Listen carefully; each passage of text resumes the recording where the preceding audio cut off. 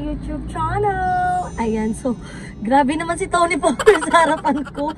Ang laki ng dede mo, babe. Sorry, gusto to nila, babe. Ayun na gusto nila. So, for today's video, hindi ako nakasama ng ni Joben, ng Operation Day. Pero, hindi ko man siya nalagaan nung unang araw kasi nagkaroon din ako ng emergency. Pero ngayon, sasamahan natin siya sa kanyang pagtanggal ng kanyang, ayan o, yung syringe na, ayan o, yung dalawang syringe na nag-aala sa kanya. So, nung una, madugo yan, di ba?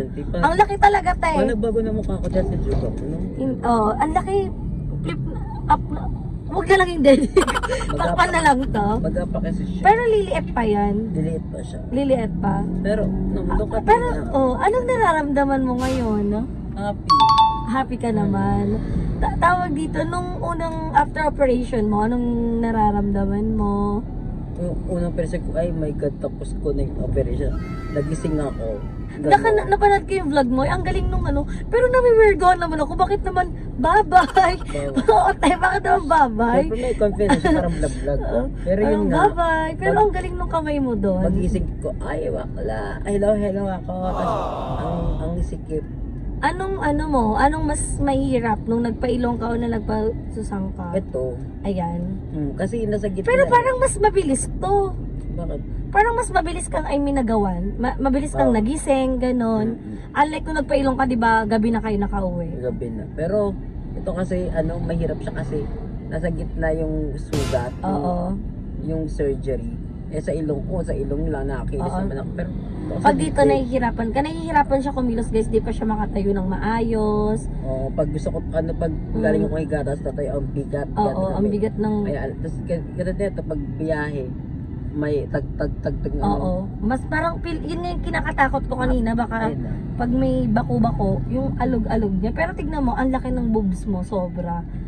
Feeling ko pag gumaling yan, na siya, angat na angat. Kasi di ba pag mga nagpa-silicone, hindi naman lumalaw. Angat na angat, lalo na pag naka-push siya bra. Laki ng boobs mo, babe, nalulunod. Iiwan ako nila, Ben. Hindi ko iiwan yun nila. Baka may iba dami pa siyang ipagawa sa'yo. Para, baka magkaanak ka na yan bigla, ah. Ay, sila kasi, ako talaga ayoko rin. Kasi sabi niya, magpagawa. Uy, pero thank you, M-Static Clinic. Ayan, i-like nyo na po tong page nila. Pasabog po ang kanilang mga ginagawa, diba? Tsaka tingin taga sa M-Static kasi, alam mo yung maganda yung naging result sa akin. Oo. Nagustuhan ko siya, wala compilation. Parang walang complication. Parang wala kang mararamdaman na parang mali yung pag sa akin. Tsaka alaga nila ako doon. Oo, pero nakita ko kung paano ipasok. Ewan ko, panoorin yun sa vlog ni Joben kung isasama man niya. Pero isama ko yun, naka-blurred lang. Pero nakita ko kung paano na ipasok sa kanya yung silicone. So parang scary siya, pero ang galing. Pero kasi pag sinisaryan ka, pero normal delivery ako, ganun din naman yung niya eh. Ganun din yung procedure niya. 7 layers ng ating skin yung bubuksan. Sa mga nagpapasurgery, wala namang hindi nakakatakot. Oo, te. Parang nag-50-50 din yung buhay niya, no? Dapat talaga pag nasa ganyan kang surgery, 100%. Yes, dapat desidido ka talaga. Hindi parang napilit ka lang, may diba lang sa'yo. Na nagpagawa si Joben ng suso, nagdadalawang isip pa siya. Na parang, kasi malaki pa yung nipple niya, ganon. At syempre, alam ko, diba sinabi, pag kinabitan, pag inuna yung areola mo, tawag doon. Tapos, pag inuna yan, pag nilagyan ng silicone, lang siya ulit, mag-i-expand. So, parang feeling ko, Ben, pag gumaling yung boobs mo, yung areola mo, liliit na, hindi na siya katulad dati na ang laki ng areola mo, tapos ang laki ng boobs mo. Feeling ko babagay na yung mo sa boobs mo. Feeling ko nga bagay siya. Oo, kasi ang laki niya, hindi ko siya ina-expect. Nung nagsusukat ka, di ba parang sabi pa naman, ay kasi may damit pala, kaya na Pero ngayon, kung nakikita nyo, guys, ayan yung suso ni Joben, ayan ang laki, mas malaki na siya sa akin. Excited na ako. Pero ngayon, magpasko ka munang nakahiga. Magtiis ganda ka muna. Happy New Year. Pero, feel ko New Year, okay ka na. Pero ngayon, tatanggalin lang naman yung syringe niya. Ayan yung mga di ba, Ben? Yung mga dugong nagtulo-tulo pa. Actually, pati pa siya dugo eh.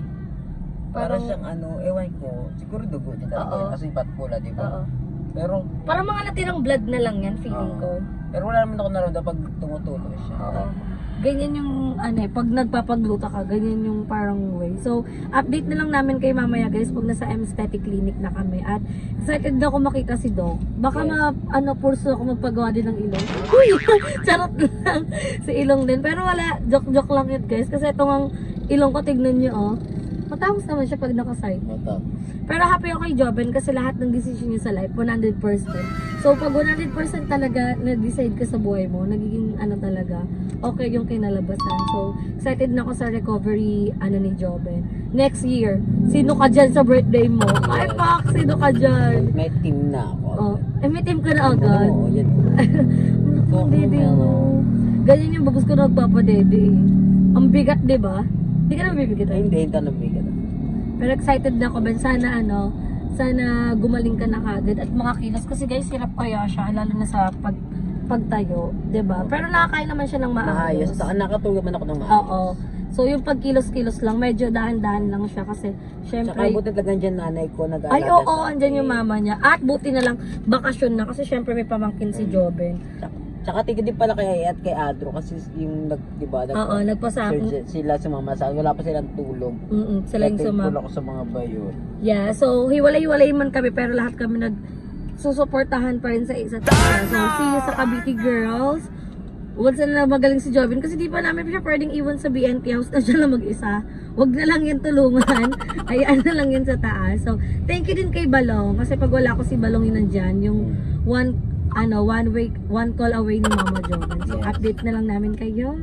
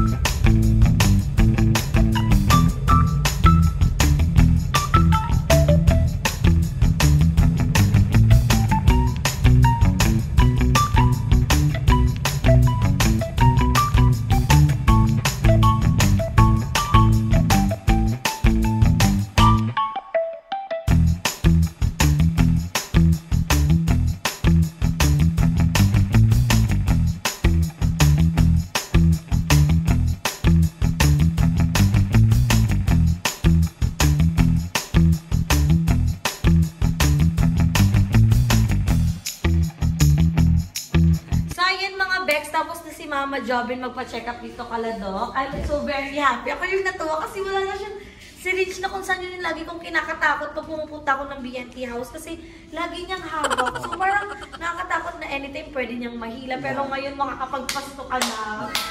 Andun sa kamundaw. Mas magaling pakiramdam. Parang wala na. Parang ganun pala. Akala ko matagal yung healing process ng pa-breast augmentation. Pero hindi. Parang, di ba tinanong mo kanina kung anong yung mas masakit yung sa ilong o sa dede? Parang masakit yung sa ilong. Oo. Hindi, pero ito na okay na. Kasi tsaka panoodin nyo na lang sa vlog ni Mama Joben. Medyo maraming blurred yun kasi andun lahat yung pagtanggal ng syringe, pagtanggal ng tahe, andun lahat. Pero tignan nyo naman kay Joben ngayon, kayang-kaya niya na. Hindi ko na yun naaalala yun, bala na yun siya. Kaya niya na yan. Pero ayan, marami nang tinuro kay Joben na hindi rin tayo yung makaka-help kasi kung kahit ako na lang mag-isa, mas pipiliin kong hindi talaga. Pili ko si Joben na lang. So, kailangan i-massage yung boobs ni Joben.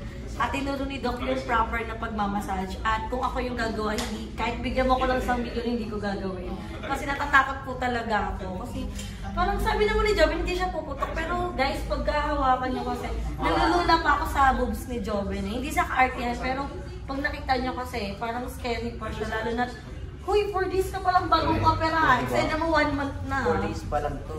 So, kaya niya na. So, parang totoo yung sinabi namin, no? Before pa siya magpa-opera na kaya niya makakapag-Christmas ka, makakapag-bagong taon ka. Pero magsusuffer ka lang talaga sa unang araw ng operation. Part naman talaga. Pero ngayon, ayan. Tsaka lalaban to, be, lalaban. Hindi yung ano, hindi yung ganyan lang. Lalaban daw siya, be. So, thank you rin pala kay Beba sa pagsama sa akin sa Jay.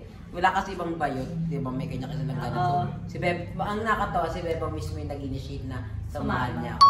Kasi nung nag-sorry na ako sa kanya nung time na dapat aalagaan ko na siya, na hospital sigaw. So na-stress ako. Sabi ni Joven, wag na Ben, dito naman daw yung mama niya, kaya niya naman daw. So syempre, iba pa rin pag may support ka ng kaibigan. At saka, ako kasi yung tipo ng kaibigan na parang, shit, gantong energy yung binibigay niya sa akin. Kailangan gantong energy din yung mabigay ko sa kanya. So parang, kung nag-e-effort ka sa akin, mag-e-effort din ako. Kasi ayaw ko mabaliwala yung effort mo.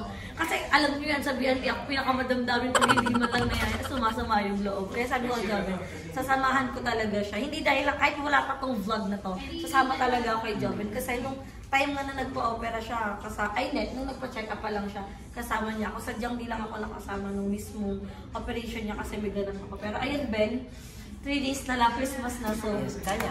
kaya yan. Diba? Kita tayo sa Pasko.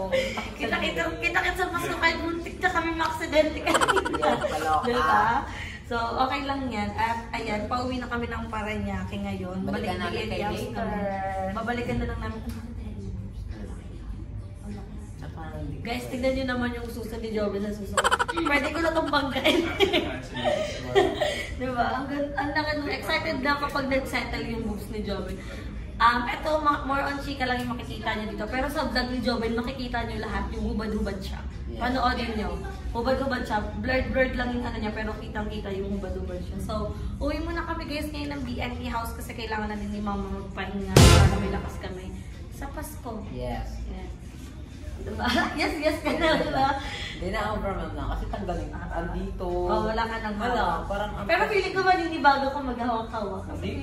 I mean, baka may isip mo na may syringe ka pa. Mga ganun. Pero, may paalala ako na magpapaalala sa'yo. 3 days pag hindi na tanggalin tape, ikaw na magtatanggal. Nilinisin mo na yung sugat mo, binibili ka ng bio oil kasi may mga stretch mark ka, tsaka mga pekla. So yun. Hindi na ako nagkalimutan magpaalala sa'yo. Bumili ka ng bio oil kasi medyo mahal yun. What's money, di ba? What's money? Para sa akin naman din yun. Yes. So, tara guys, uwi na muna kami. Ay, magsama nga. Kailangan bubuksan yan. Bawal ako. Di ba, nagdalang to. January 3, balik mo.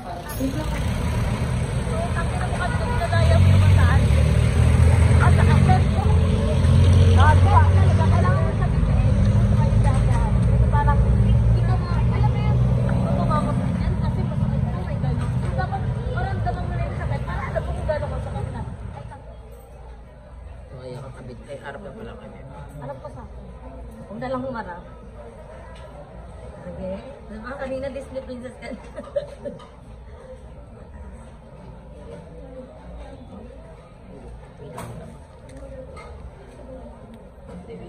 Sige, atake mo.